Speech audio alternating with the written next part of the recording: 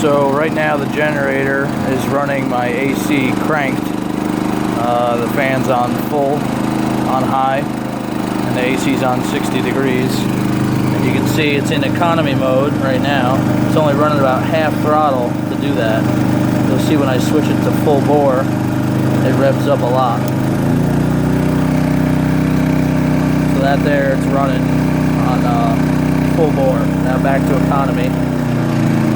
And that's only off the 110 outlet off this cheesy extension cord, not the actual RV cable. And as you can see, the AC is set on, fan's on high, set to 60. And the AC is running all nice and cold, blowing out. And now I'm actually going to turn my fridge back on and see how it handles it. Fridge is running. Now we'll do a real test here.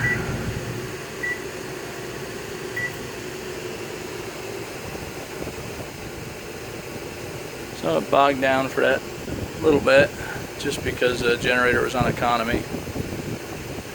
So as long as you turn it off or turn it to full run, turn it off economy, you shouldn't have any problems at all.